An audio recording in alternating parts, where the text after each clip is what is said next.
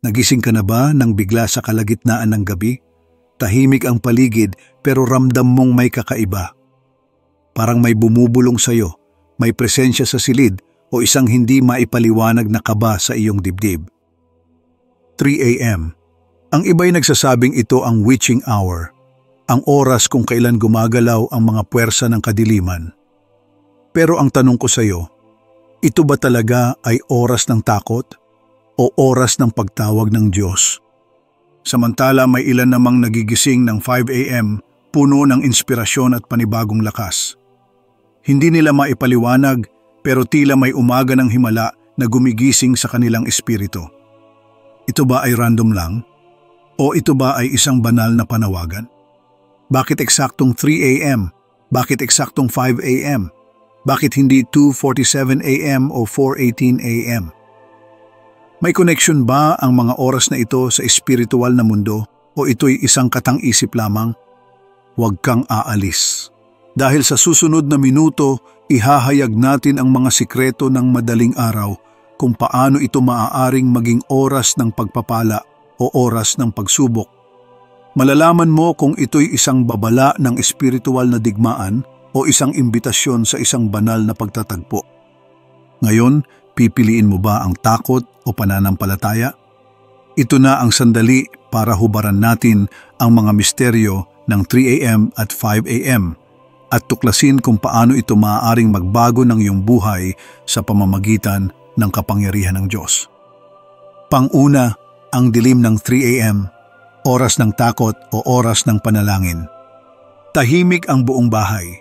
Wala kang maririnig kundi ang mahinang tunog ng orasan sa dingding.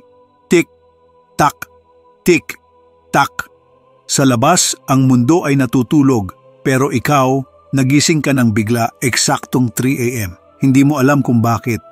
Wala namang malakas na tunog, walang kumaluskos. Pero may bumigat sa iyong dibdib, isang hindi maipaliwanag na pakiramdam ng pangamba. Parang may kakaiba sa hangin. Napatingin ka sa kisame, napatingin ka sa bintana, at sa loob mo, 2 tinig ang nagbabanggaan. May masamang espiritu sa paligid, sabi ng unang tinig. Huwag kang gumalaw, huwag mong buksan ang iyong mata. Pero may isa pang tinig, mas mahina, ngunit mas makapangyarihan. Manalangin ka. Pinikit mo ang iyong mga mata, pilit na inaalis ang takot. Pero bakit nga ba tila may ibang pakiramdam ang oras na ito? Bakit napakaraming tao ang nagsasabing may kakaiba sa 3 a.m.? May katotohanan ba ang sinasabi nilang ito ang witching hour? Ang oras kung kailan malakas ang kapangyarihan ng kadiliman? Pero naalala mo ang sinasabi sa Efeso 6 verse 12, ang ating laban ay hindi laban sa laman at dugo, kundi laban sa mga espiritual na puwersa ng kasamaan. Kung ito nga ay oras ng digmaan, sino ang mananalo? Ang takot o ang pananampalataya? Huminga ka ng malalim. Ngayon may isang tanong kang kailangang sagutin. Aatras ka ba o lalaban? Ngunit bago mo piliin kung ano ang gagawin, may isang bagay kang kailangang malaman. May dahilan kung bakit nagising ka at ang sagot ay mas malalim kaysa sa iyong iniisip. Pangalawa, ang himala ng 5 a.m., oras ng pagbangon at bagong simula. Malamig pa ang hangin. Ang madilim na langit ay unti-unting nagbabago. Unti-unting sumisilip ang liwanag mula sa silangan. Tik, tak, tik, tak. Eksaktong 5 a.m. Pero sa pagkakataong ito, hindi takot ang bumalot sa iyo. Kahapon, 3 a.m. nang bigla kang magising. Naglaban ang takot at pananampalataya sa puso mo. Ngunit sa halip na magkubli sa takot, pinili mong manalangin. At ngayon, gumising kang may panibagong sigla, may kakaibang kapayapaan. Bigla mong naalala ang sinabi sa Awit 5 verse 3, Sa umaga o Panginoon, maririnig mo ang aking tinig. Sa umaga ihahanda ko ang aking panalangin sa iyo at maghihintay ako. Tila isang paanyaya mula sa Diyos ang 5 a.m. Pero bakit nga ba napakaraming himala ang naganap sa madaling araw? Si Jesus mismo ay bumabangon ng maaga upang manalangin. Marcos 1 verse 35. Si Moises ay tinawag ng Diyos sa bundok sa madaling araw upang tanggapin ang kanyang mga utos. Bigla kang napaisip, kung ginawa ito ng Diyos noon, hindi kaya nais niyang iparanas din sa iyo ngayon? Hindi kaya ang 5 a.m. ay hindi lamang oras ng pagsisimula ng araw, kundi oras ng himala, oras ng bagong simula. Kinuha mo ang iyong Biblia, binuksan mo ang iyong puso sa Diyos, at sa sandaling iyon, naramdaman mo ang kakaibang presensya. Hindi ito isang ordinaryong umaga. Ito ay isang banal na pagkakataon. At ngayon ang tanong ay ito. Sasayangin mo ba ang himala ng 5 a.m.? O tatanggapin mo ito bilang regalo ng Diyos sa iyo? Pangatlo, pinili kang magbantay. Papanalunin mo ba ang iyong oras? Tumunog ang orasan. 3:00 ng umaga. Muling nagising ang espiritual mong pandama. Hindi mo alam kung bakit, pero may bumigat sa iyong puso. Alam mong may nangyayari sa espiritual na mundo na hindi mo nakikita. Takot ba ito? O panawagan mula sa Diyos? Ngunit ngayon, iba na ang pananaw mo. Hindi mo na ito nakikita bilang isang oras ng pangamba. Nakikita mo ito bilang isang tawag sa labanan. Naalala mo ang mga panalangin mo kagabi, ang bagong sigla na naramdaman mo nang salubungin mo ang Diyos ng 5 a.m.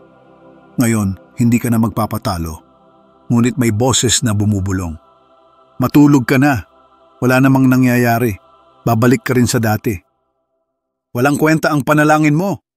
Hindi mo kayang baguhin ang espiritual na mundo. Ngunit may isa pang tinig na sumasalungat. Magbantay ka. Pinili ka ng Diyos upang manalangin. Ngayon ang oras upang manindigan. Huwag kang umatras. Aling tinig ang pakikinggan mo?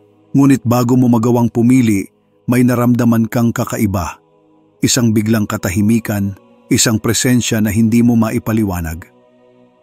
Para bang ang buong espiritual na mundo ay naghihintay sa iyong susunod na hakbang. Ito ang sandali ng desisyon. Tatayo ka ba sa liwanag o magtatago ka sa anino ng takot? Iniangat mo ang iyong kamay, binuksan ang iyong Biblia, at may lakas loob kang sinabi, sapagkat kayo'y pawang mga anak ng kaliwanagan at mga anak ng araw. Tayo'y hindi sa gabi ni sa kadiliman. Unang Tesalonica 5 verse 5. At sa sandaling yon, ang digmaan ay nanalo na. Ikaw ay bantay panahon. Hindi ka na alipin ng takot. Hindi ka na lalakad sa kadiliman. Pinili ka ng Diyos. Papanalunin mo ba ang iyong oras?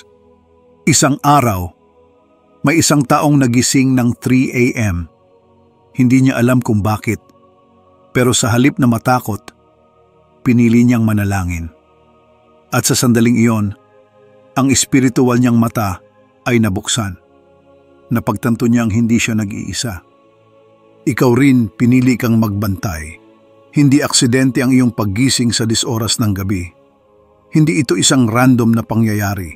Ito ay isang panawagan, isang pagkakataon upang lumaban, isang imbitasyon mula sa Diyos. Kapag dumating ang 5 a.m., paano mo ito haharapin? Tatanggapin mo ba ito bilang isang banal na pagkakataon? O ipagpapaliban mo ang himalang inihanda ng Diyos para sa iyo? Tandaan mo, ang bawat bagong umaga ay hindi lang isang oras sa relo. Ito ay isang bukas na pinto patungo sa isang bagong simula.